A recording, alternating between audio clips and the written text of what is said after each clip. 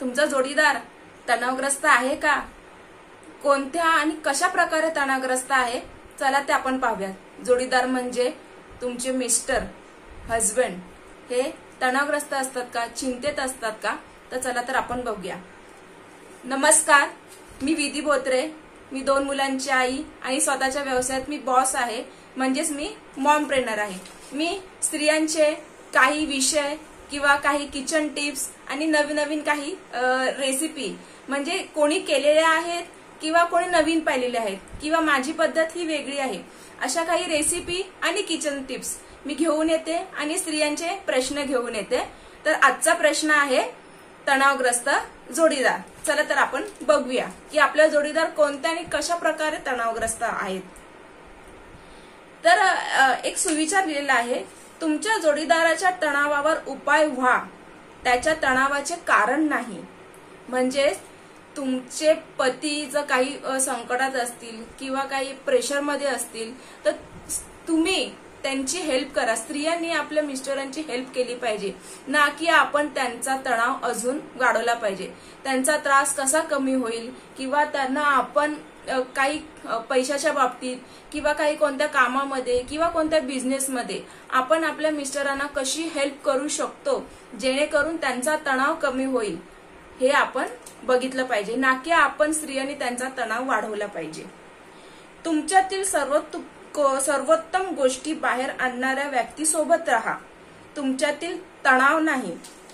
तुमच्या लक्षात आले आहे का की तुमचा जोडीदार अधिक पैसे कमवण्याचा खूप प्रयत्न करत आहे, पण तरीही तो तुमच्या कौटुंबिक गरजा पूर्ण करू शकत नाही। पैशावरून आणि तुमच्यासोबत वेळ न घालवण्यावरून तुमच्या जोडीदाराशी कधी जोरदार वाद झाला आहे का? या वादामुळे तुम्ही काही तास किंवा दिवस एकमेकांशी बोलणे बंद केले आहे का? तुम्ही तुमच्या जोडीदारावर जास्त पैसे मिळवण्यासाठी कधी जबरदस्ती केली आहे किंवा दबाव आणला आहे का? तुमचा जोडीदार तणावात आहे, पैशाची चिंता करत आहे, आनंदी नाही आणि आयुष्याचा आनंद घेत नाही, हे तुमच्या लक्षात आले आहे का? आपल्याला माहित आहे की वैवाहिक जीवनात आणि नातेसंबंधांमध्ये तणाव, संघर्ष आणि वादाचे मुख्य कारण पैसा आहे। जेव्हा एक जोडीदार सर्व उत्पन्न आणत असतो आणि दुसरा काहीही योगदान देत नाही, तेव्हा ते नातेसंबंधांवर गंभीर ताण आणू शकते। पारंपरिकपणे बहुतेक समाजांमध्ये पुरुष हा असा आहे की ज्याला घराबाहेर जाऊन कमवण्याचे काम सोपवण्यात आले आहे, पण आता काळ बदलला आहे आणि महागाई, वाढती राहणीमान, तांत्रिक विकास, वैद्यकीय खर्च, कुटुंबातील फक्त एका सदस्याने उत्पन्न कधी पुरेसे नाही। आज माणसाला आर्थिक आणि मानसिक आधाराची गरज आहे। खरा जोडीदार तोच असतो ज्याला हे समजते की ओझ्याने दबलेल्या माणसाला ढकलल्याने त्याच्यावर परिणाम होऊ शकतो। त्याऐवजी एखाद्याने हे समजून घेतले पाहिजे की दोन्ही भागीदारांनी एकमेकांना कमवणे आणि पाठिंबा देणे महत्त्वाचे आहे। अशी अनेक कुटुंब आहेत जिथे आजही पुरुष केवळ त्यांच्या कुटुंबाला आर्थिक आधार देत आहेत। अशी इतर कुटुंबे आहेत जिथे स्त्री आणि पुरुष दोघेही काम करतात आणि तरीही पुरुषानेच आपले संपूर्ण उत्पन्न कुटुंबासाठी देणे अपेक्षित आहे। तर पत्नीच्या कमाईकडे दुर्लक्ष केले जाते किंवा त्यांचा आदर केला जात नाही। पत्नी सक्षम असतानाही कौटुंबिक उत्पन्नात योगदान देण्यास नकार देतात, तेव्हा पुरुषांवर अतिरिक्त ताण येतो। या व्यतिरिक्त त्यांच्यावर असलेल्या जबाबदाऱ्यांमुळे पुरुष कार्यालयातच थांबतात आणि उशिरापर्यंत काम करतात। यामुळे अधिक वाद होतात, कारण कुटुंबातील सदस्यांना असे वाटते की तो माणूस आपल्या प्रियजनांसोबत घरात पुरेसा दर्जेदार वेळ घालवत नाही। हा एक स्नोबॉल प्रभाव आहे, जिथे एक लहान कृती अनेक नकारात्मक परिणामांना कारणीभूत ठरू शकते। वरीलपैकी कोणती गोष्ट तुमच्याशी जुळते का? हो असल्यास तुम्ही स्वतःला खालील प्रश्न विचारावेत, अशी माझी इच्छा आहे।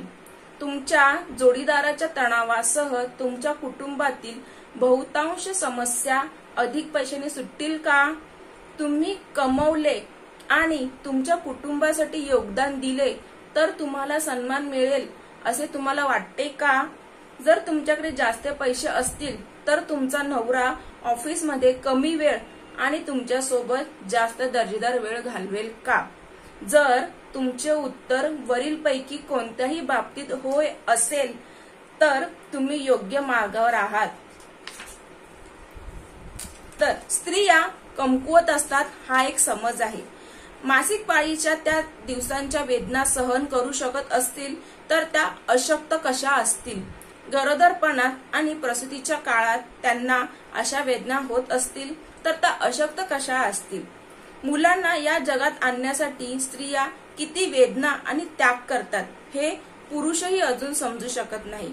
यावरून हे सिद्ध होते की स्त्रिया कमकुवत नाही आणि ऊर्जेच्या बाबतीत त्या पुरुषांइतक्याच बलवान आहेत. तीच ऊर्जा ते स्वतःचा विकास करण्यासाठी आणि स्वतःचा व्यवसाय उभारण्यासाठी आणि त्यांच्या आयुष्यात स्वतंत्र होण्यासाठी वापरू शकतात. असाच एक विश्वास आहे की त्याच्या जोडीदाराला त्याचे विचार किंवा त्यांच्या तक्रारी न बोलता त्याचे मन वाचता आले पाहिजे आणि त्यांना काय हवे ते समजले पाहिजे. दुसरा विश्वास असा आहे की त्यांच्या जोडीदाराने मदतीशिवाय त्यांच्या सर्व गरजा पूर्ण करण्यास सक्षम असावे. तिसरा विश्वास असा आहे की आनंदी जोडपे कधीही वाद घालत नाही किंवा मतभेद करत नाहीत. जेव्हा संघर्ष उद्भवतो तेव्हा या विश्वासामुळे एकटेपणाची भावना निर्माण होऊ शकते. हे लक्षात ठेवणे महत्त्वाचे आहे की सर्व जोडपे कधी कधी वाद घालतात, परंतु ते वाद कसे हाताळतात हे महत्त्वाचे आहे. जोडपे खुलेपणाने संवाद साधू शकतात आणि मतभेद विसरून काम करू शकतात. ते सहसा सर्वात आनंदी आणि समाधानी असतात. लक्षात ठेवा, नातेसंबंध हा तुमच्या यशस्वी जीवनाचा एक आधारस्तंभ आहे.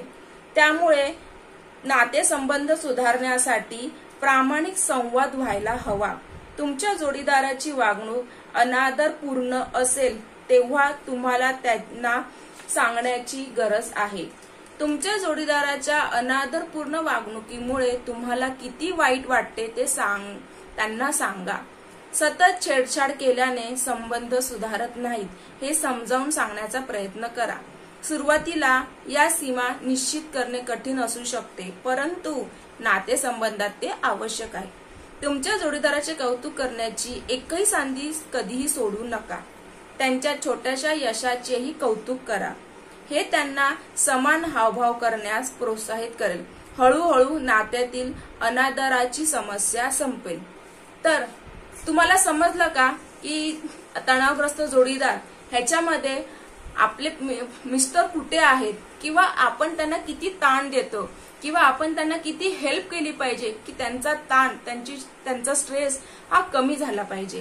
तर नक्की हा व्हिडिओ बघा, नक्की तुम्हाला समजेल, नक्की तुम्हाला तुमच्या प्रश्नांची उत्तरं मिळतील. असेच काही विषय मी तुमच्या समोर स्त्रियांसाठी किंवा सगळ्यांसाठीच मी घेऊन येत राहीन. नक्की माझ्या व्हिडिओला लाईक, शेअर आणि सबस्क्राईब करा आणि जर केलं नसेल तर आत्ताच करा, कारण की अजून एक छान छान विषय मी पुढे घेऊन येणार आहे. थँक्यू.